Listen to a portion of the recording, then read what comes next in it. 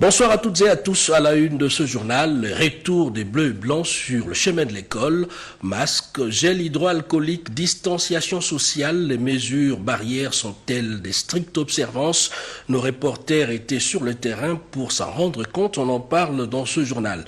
Quel profil pour les animateurs du gouvernement de l'Union sacrée? Les premiers ministres Jean-Michel Samaloukonde a entamé ce lundi une série de consultations avec les différentes composantes. On fait également le point dans un instant dans ce journal. Ça bouillonne à l'hôpital général des références de Kinshasa.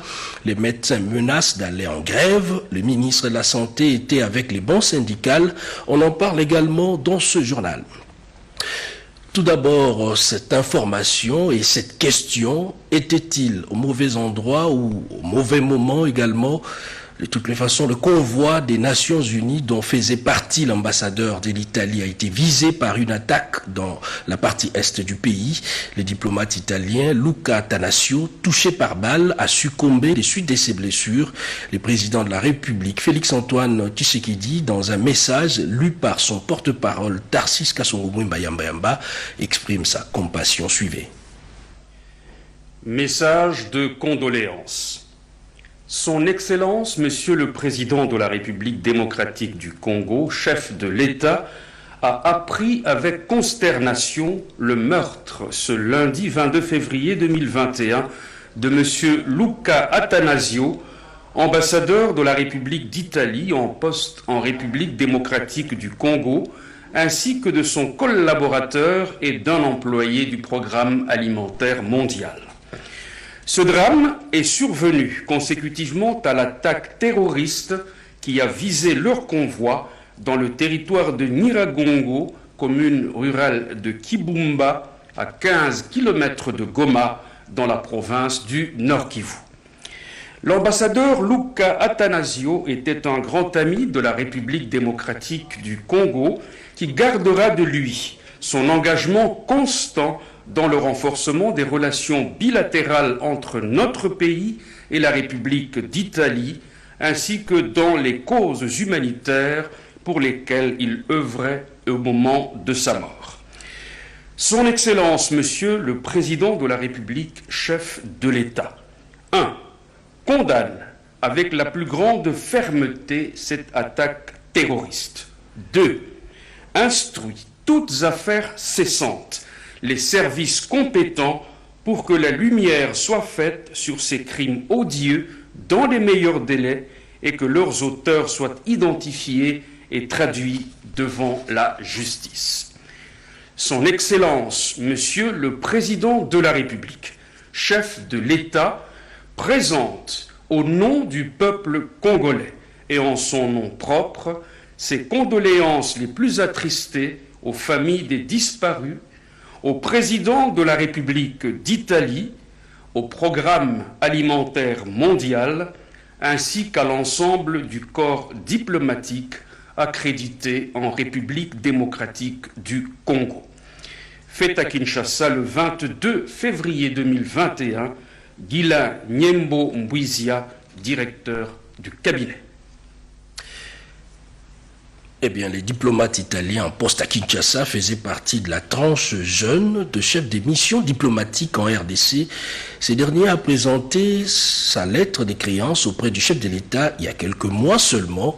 En résumé, qui est Luca Attanasio? La réponse dans ces portraits signés Giscard Koussema. Suivez.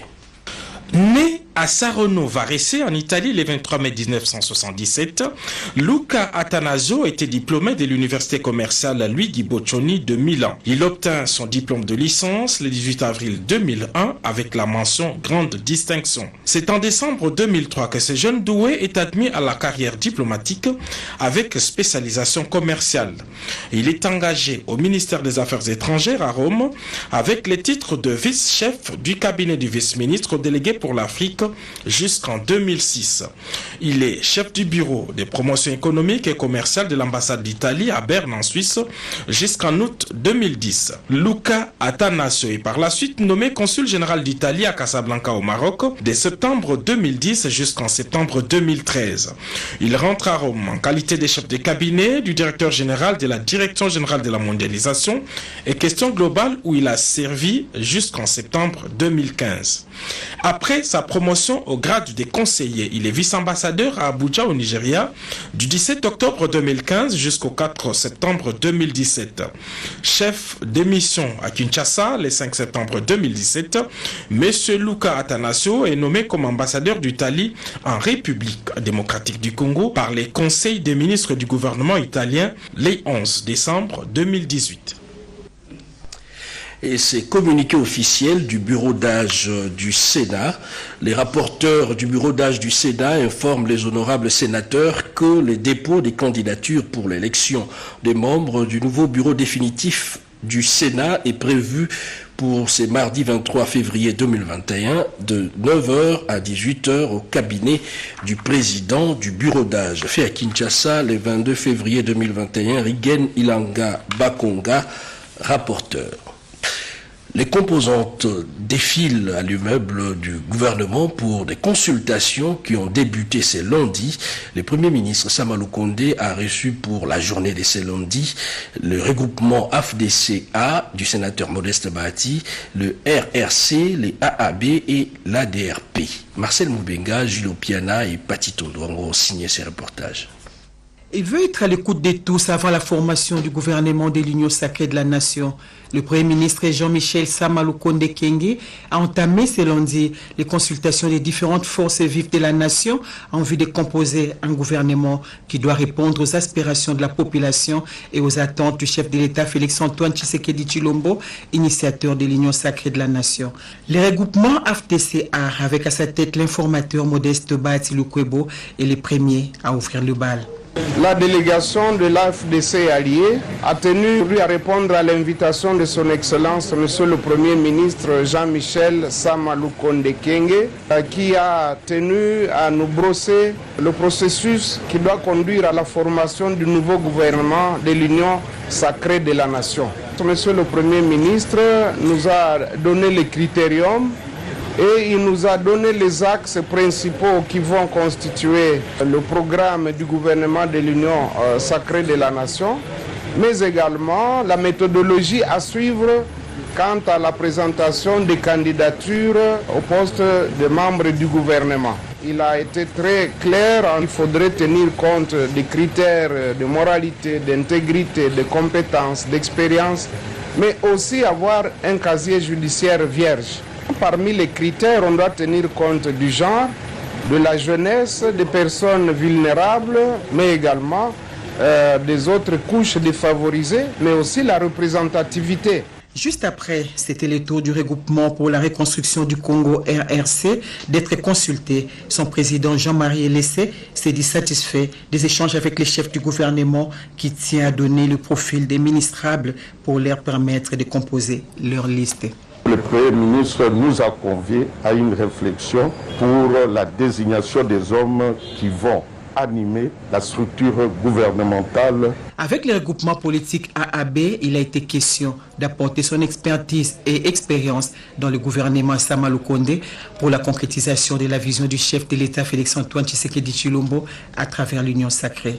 Le Premier ministre nous a parlé de la formation du gouvernement, la taille du gouvernement. Il nous a demandé aussi de travailler dessus par rapport à notre poids politique.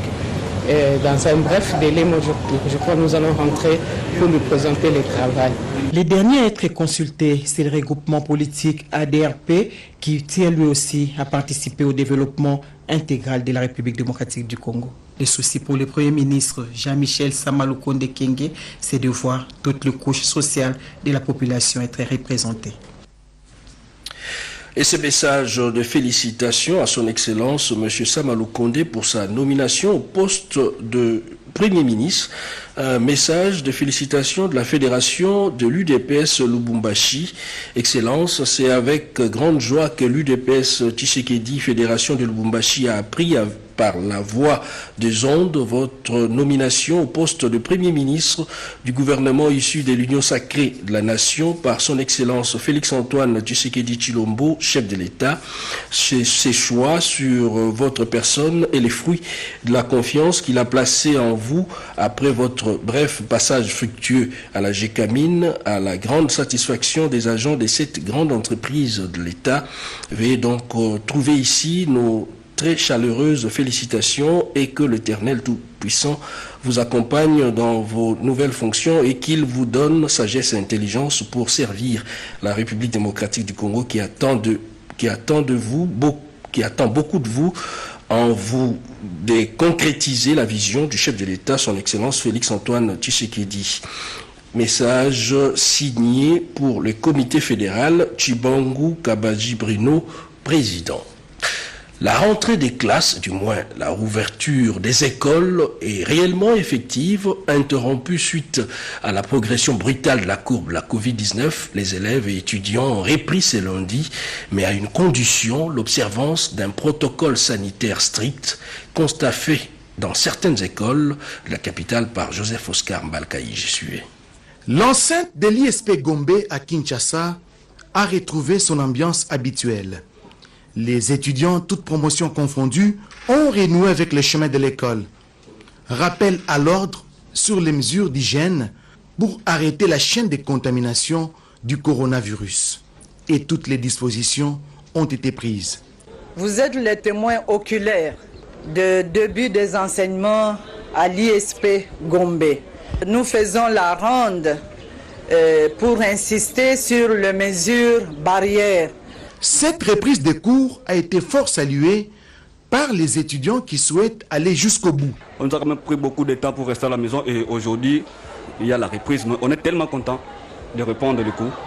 Nous venons de commencer et nous allons respecter aussi des gestes barrières, la distanciation et tout. C'est ça, merci pour la reprise de cours. Même ambiance à l'UPC, Université protestante au Congo. Professeurs et étudiants s'activent pour le respect du calendrier et rattraper ainsi les retards dans l'enseignement des cours suite au Covid. Toutes les promotions de ma faculté, il y a eu beaucoup d'étudiants depuis le matin qui étaient là et qui étaient vraiment mobilisés pour venir suivre le cours. Pour ne pas reconfiner, il faut juste veiller sur les gestes barrières. Rentrée scolaire effective également dans les écoles publiques et privées de la capitale. Aux écoles sources de vie ainsi qu'à l'Institut de l'Académie des Beaux-Arts, les élèves ont été surpris en plein exercice de peinture et conception d'un calendrier. On est en pleine conception d'un calendrier pour l'année 2021. Les cours ont bien repris à l'Académie des Beaux-Arts et là nous sommes en train de faire un exercice de pré-atelier. Directeur des études et administratifs s'en félicite. Nous allons nous aligner au calendrier qui a été revu, revisité et nous pensons que nous allons arriver selon les dates données. Terminer notre programme, surtout que nous avons entre-temps pas baissé les bras, nous avons continué avec les élèves en ligne avec les dispositions digitales et numériques. Nous avons reçu des enfants malgré la pluie, les enfants sont là et les professeurs également, donc nous travaillons. Élèves, personnel enseignant et administratif ont répondu présent ce matin au complexe scolaire Sédia dans la commune d'Ngaba. La reprise des cours a été effective au grand bonheur de Freddy Mounimba, chef d'établissement de cette école. Les cours ont été organisés dans le strict respect des mesures barrières édictées par les autorités sanitaires. Les élèves, tout comme les étudiants, sont tenus au respect des gestes barrières, port obligatoire des masques et respect de la distanciation sociale, usage du gel hydroalcoolique, des règles édictées par les autorités de la République. Les cours ont également repris à l'Institut supérieur de l'informatique, programmation et analyse, ISIPA. Serge Mata a fait les constats. Administratifs, professeurs, comme étudiants, tous souciés de terminer le programme à temps, ont répondu présent en ces premiers jours. Dans cette perspective, la présidente directrice générale de l'ISIPA, Rifine Louyeye Yala, a fait la ronde pour se rassurer de l'effectivité de cette reprise des cours. Elle s'est rendue tour à tour à Matete, Lingwala ainsi qu'à Chaoumba pour sensibiliser également sur la nécessité de respecter des règles d'hygiène anti-Covid-19. Selon le secrétaire général administratif Jean-David Okoloba, il n'y a donc pas de temps à perdre. Il faut avancer dans l'exécution du calendrier académique. Entre-temps, les inscriptions sont en cours. Le chef de l'État a instruit le gouvernement pour que nous puissions finalement reprendre avec les activités académiques. Et donc aujourd'hui, c'est effectif. On est là, les étudiants sont là. Nous croyons que nous allons rattraper le retard que nous avons connu et surtout nous conformer au calendrier académique tel qu'édicté par l'autorité des tutelles. Profitons d'ailleurs de votre micro pour faire un appel aux amis qui sont encore restés à la maison de pouvoir, dès demain déjà, se présenter dans leurs auditoires respectifs, puisque les cours ont repris normalement. Donc il n'y a plus raison de pouvoir rester à la maison qui viennent pour que nous puissions démarrer ensemble. Précisons-le que des Chaoumba, Moshi, Itega, Matete et Matadi, partout où se trouvent les différents types d'extensions de l'Institut supérieur d'informatique, programmation et analyse, la reprise de cours a été effective. Et dans le même contexte, une journée chargée pour les premiers vice-présidents de la Chambre basse du Parlement. Jean-Marc Kabound était successivement à l'EP1 et 2 Ngilima, une école conventionnée kimbanguiste, où il a fait un don des bancs pupitres. L'hôpital mère et enfant de Ngaba a reçu également la visite du premier vice-président de l'Assemblée nationale. Nous y reviendrons avec plus de détails avec Alain Bikaï dans nos tout prochaines éditions. Des écoles qui bénéficient de l'appui en termes d'infrastructures et d'autres qui se retrouvent menacées par des têtes d'érosion. C'est le cas de l'école primaire La Promesse dans la commune de Mongafula. Odilon Kayuma nous en parle dans ses reportages.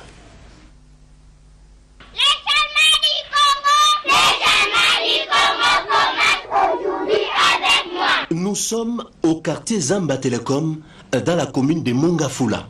La volonté de servir le Congo exprimée par ses élèves de l'école primaire La Promesse risque de ne pas être réalisée. Tout simplement à cause de ces têtes d'érosion qui avancent à vive allure et menacent l'existence de ces lieux du savoir pour ces tout petits. Des têtes d'érosion sur leur passage ont déjà englouti plusieurs maisons. Eli Ngalamouloumé, enseignant dans cette école, en appelle les autorités compétentes pour sauver l'instruction de la jeunesse. Nous avons un grand problème ici à Zamba Telecom. La route est non asphaltée. Nous demandons à l'État. La route est coupée en deux parties. Il n'y a pas moyen de passage. Nous, les enseignants, nous venons, il faut faire tourner et venir à l'école en retard. À part l'école primaire La Promesse, menacée par les érosions, il y a aussi la route nationale numéro 1, située à quelques mètres, court les dangers et d'être coupée en deux si rien n'est fait pour stopper net l'avancée vertigineuse de ces calamités naturelles. Nous, la population de Zamba Telecom, estimée à 40 000 habitants, nous sommes en train d'attendre ce projet de la réhabilitation des routes qui va désengorger. En cette période pluvieuse, les habitants du quartier Zamba Telecom à Mongafula ont le regard tourné vers l'État congolais, capable d'apporter une solution durable devant une telle situation complexe. La Toile en parlait il y a peu. Plusieurs axes du boulevard Tchatchi, dont celui qui traverse les palais de la Nation, ont été rouverts à la circulation et au public. Les usagers remercient le chef de l'État pour cette décision et certains, figurez-vous, en profitent pour prendre des photos souvenirs devant les mausolées plutôt Laurent Désiré Kabila, Patrick Michel Moukouille et Roger Diey. Des touristes qui se prennent en photo un lundi, à quelques mètres seulement du palais présidentiel à Kinshasa. L'image était encore impensable il y a quelques années. Hier, un luxe réservé à une catégorie de personnes. Plusieurs tronçons du boulevard Tchatchi dans la commune de la Gombe sont depuis la semaine dernière ouverts à tout usager. Obligés de contourner la banque centrale pour atteindre l'autre partie du boulevard à partir de la place des Évolués, les conducteurs se réjouissent de l'ouverture de ce tronçon, véritable raccourci. Puisque les taximens qui tournent, ils ont passé pour les affaires étrangères.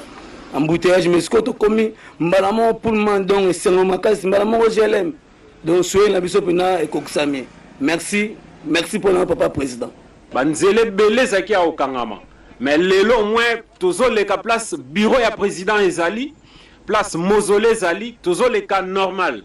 La levée de barrières à ce niveau ne facilite pas seulement la circulation, mais favorise également l'éclosion du tourisme devant le mausolée du héros national, Mzee Laurent Désiré Kabila. En tout cas, ça fait beaucoup de temps et c'était difficile pour pénétrer même le milieu. Mais aujourd'hui, nous sommes quand même contents par rapport à la décision prise par les autorités du pays. Précisément, le président de la République, Félix Antoine Tshisekedi Tshilombo, qui nous a facilité d'accéder dans ces sites ici. Vous savez, dernièrement, même les enfants, j'étais en promenade avec les enfants, mais c'était difficile pour arriver ici parce que personne ne pouvait piétiner les lieux, mais maintenant ça va. La chaussée réouverte aux usagers, restent les traçages au sol et quelques panneaux pour faciliter la circulation. Un peu plus loin, vers Fleuve Congo Hôtel, la barrière placée à l'endroit a également été levée. Véhicules personnels, taxis peuvent ainsi traverser la zone pour atteindre l'avenue de la Justice ou encore les cliniques Ngaliema sans être inquiétés. Je viens de là, j'ai fait les pieds, je viens de là, j'ai fait un tour là. Je viens de là, j'ai sillonné le quartier, ça va. Tu sali 17 ans, 18 ans, tu les gardes sous côté. Mais nous avons fait un Fati Béton, avec l'Axabiso, nous avons plus de chauffeurs au Babanisika. Mais pour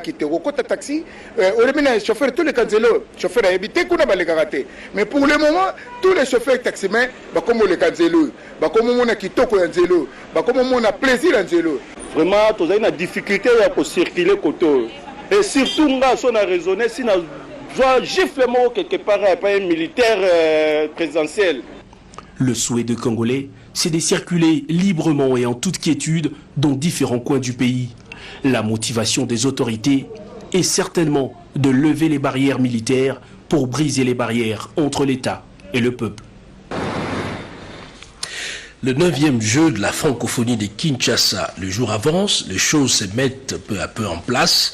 Le haut représentant du chef de l'État au comité d'organisation de ce 9e jeu, Didier Tuyoyo, a procédé à la remise-reprise avec les comités de pilotage sous la direction du ministre d'État sortant de la coopération internationale et francophonie. Willy Kandé et Bonheur Mafouana étaient sur place.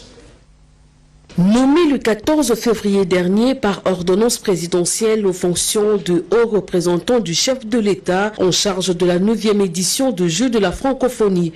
C'est ce samedi 20 février que Didier Mbouyou Tuyoyo a pris officiellement ses fonctions au terme d'une brève cérémonie de remise-reprise avec le commissaire Zeno Kabamba, représentant du comité de pilotage sortant.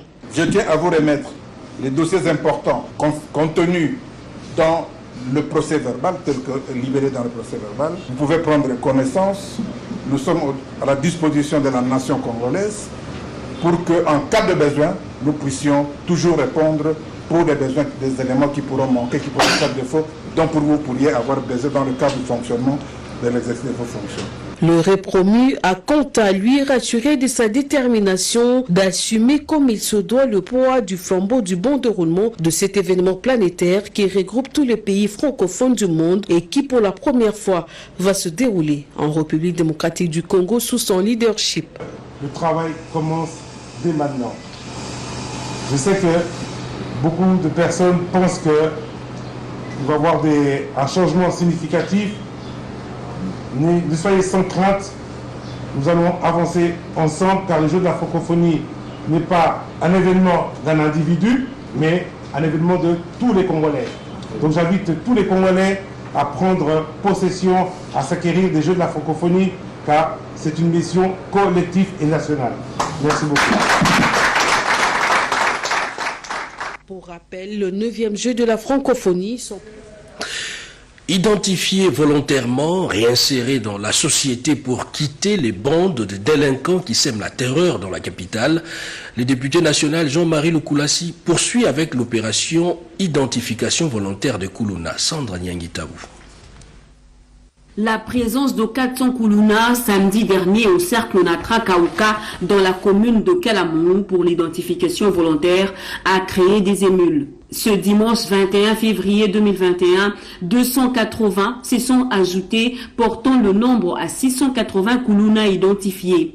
Les fiches de renseignement retirées samedi pour des informations détaillées sur chaque Koulouna sont toutes retournées comme voulu par l'initiateur de ce projet, l'honorable Jean-Marie Lukula Simasomba. L'appel nominal l'a confirmé et ces jeunes délinquants font désormais partie intégrante du G24. L'opération se poursuit. C'est un grand projet, nous sommes en train d'identifier par district. Je suis très content parce que hier, il y a 400 ou 500. Aujourd'hui, ils sont venus à 600, c'est-à-dire, on va comprendre que c'est un projet, c'est pas pour les arrestations. Donc, ils sont venus, on va travailler avec eux. Demain, on commence, premier projet tout ça en haut, commerce, en attendant projet au chef d'État. Les nouveaux venus se livreront au même exercice pour avoir la qualité des membres du G24, c'est-à-dire s'agenouiller pour demander pardon à Dieu, aux autorités du pays, mais aussi à leurs victimes. Demander pardon, c'est bien, mais l'abandon total des forfaits, c'est encore mieux. En sa qualité de servante de Dieu, l'épouse de l'honorable Jean-Marie Lukulassi a exhorté ses ex-Koulouna à se convertir en chrétiens et à recevoir Jésus-Christ comme Seigneur et Sauveur. C'est ce qui fut fait. La démarche n'a pas changé. Ces Koulouna passeront par la désintoxication, étape primordiale. S'en suivra l'encadrement avant la réinsertion sociale. Le président de la République, Félix Antoine Tshisekedi Tshilombo, en bon visionnaire, a donc vu juste en confiant cette resocialisation à G24 à travers son leader, l'honorable Jean-Marie Lukula Simasomba. Et cette autre question, où en est-on avec le programme d'accompagnement de maraîchères? Eh bien, le programme d'appui au pôle d'approvisionnement de Kinshasa en produits vivriers et maraîchères a procédé à l'évaluation de ces programmes dans la province du Congo central. D'autres précisions avec Luisette Sakala. Les différentes infrastructures d'accompagnement des producteurs maraîchers réalisées par Papakin, programme d'appui au pôle d'approvisionnement de Kinshasa en produits vivriers et maraîchers, c'est la raison d'être de cette mission de suivi dans le Congo central. Le suivi en question a consisté par territoire de vérifier si les infrastructures évoluent dans les délais contractuels. Pour Paul Kizungu, à la tête de cette délégation pour visiter plusieurs sites, notamment le centre de transformation des produits agroalimentaires Cetrapal. La présidente de cette structure est plus que confiante. Nous avons plus de 800 exploitants maraîchers. Nous produisons du jus à base de fruits naturels. Nous transformons des légumes pré-cuits. Nous allons faire de tous ces exploitants des professionnels parce que ce qu'ils vont produire ne va plus pourrir et les revenus doivent monter parce que quand vous produisez, on transforme et c'est une valeur ajoutée. Nous n'allons plus parler en termes de 500 bouteilles, mais on va parler en termes de 5000 par jour. Avec le projet Papakin, c'est vraiment du boom. Pour résoudre les problèmes d'irrigation posés par les producteurs maraîchers, le coordonnateur national des Papakin a remis officiellement des puits modernes pour y remédier et a exhorté les bénéficiaires d'en faire bon usage. À suivre une page spéciale juste après ce journal. Les forces armées de la République démocratique du Congo mettent en garde les tireurs de ficelles dans la situation sécuritaire un peu partout dans le pays. D'autres détails à travers ces messages. Les forces armées de la République démocratique du Congo portent à la connaissance de l'opinion tant nationale qu'internationale et en particulier les populations du Haut-Katanga, du Lualaba, du Nord Kivu, du Sud Kivu, de l'Ituri, de la Chopo, des territoires de Beni, Rutshuru et Fizi que, depuis un certain temps, l'on assiste à des actes séditieux, assortis des déclarations tapageuses et subversives de certains compatriotes dans les médias et réseaux sociaux, favorisant ainsi une insécurité et une criminalité chronique au sein de tous ces espaces. Ces déclarations, qui portent sur l'incitation des militaires à commettre des actes contraires à la loi et la discipline, des appels à la division, à la déstabilisation des institutions légalement établies, aux velléités insurrectionnaires et sécessionnistes de Bakata Katanga, Kodeko, Ngomino, Twinganeo, Bilose, Bishamuke, Android, Simba, Nzambe, Lumumba, Maïmaï de toute nature et autres milices et groupes armés, en instrumentalisant les jeunes, ont pour but de créer un climat malsain de terreur dans notre pays. pour les forces armées de la République démocratique du Congo. Pareille attitude, affichée par certains compatriotes, est inacceptable et intolérable, car violant les lois et textes réglementaires qui régissent le fonctionnement de notre grand et beau pays. À cet effet, les forces armées de la République démocratique du Congo mettent en garde tous les tireurs des ficelles et les auteurs de ces actes qui ne resteront pas indéfiniment impunis, quels qu'en soient les rangs. Déjà mieux identifiés, ils vont, à dater de ce jour, être mis hors d'état de nuire et subir toute la rigueur de la loi. Une menace de grève de médecins plane sur l'hôpital général des références de Kinshasa. Eh bien, le ministre de la Santé, le docteur Eteni Longondo, tente de désamorcer plutôt la bombe. Le ministre de la Santé a eu également une séance de travail avec les staffs dirigeants du Centre national de lutte contre les cancers. Sandra Wallo et Patrick Kachala pour le compte rendu.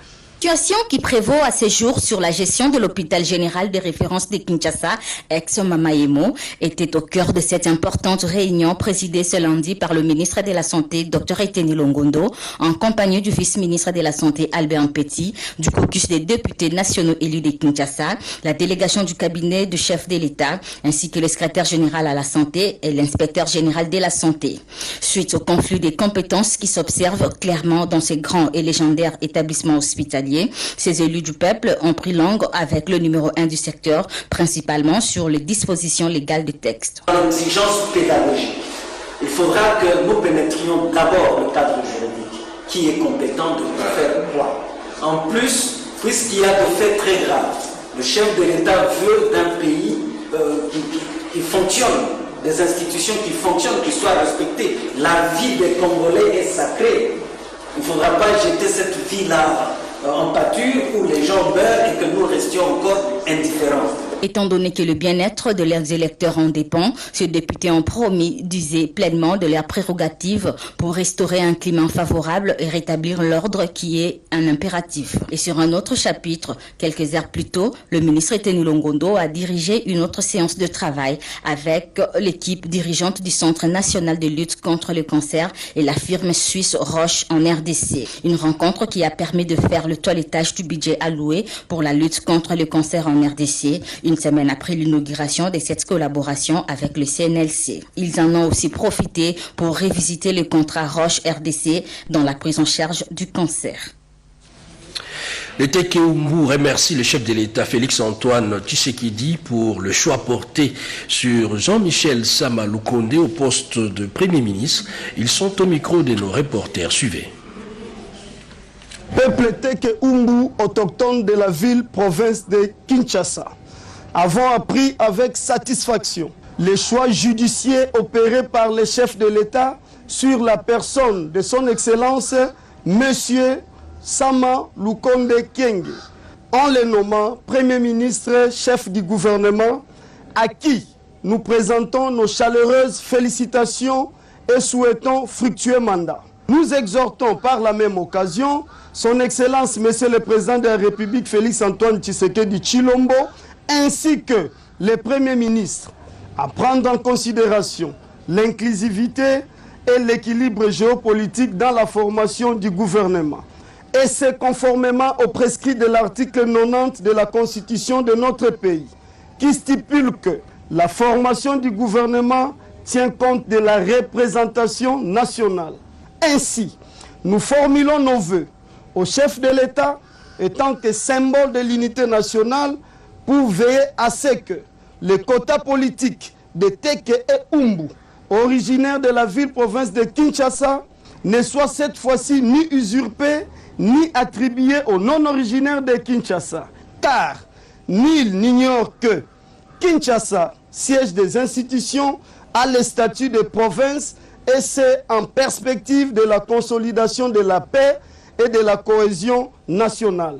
Vive l'institution président de la République, vive le Premier ministre, fait à Kinshasa le 19 février 2021 pour la communauté Teke et Umbu, les notabilités et chefs coutumiers Teke Umbu.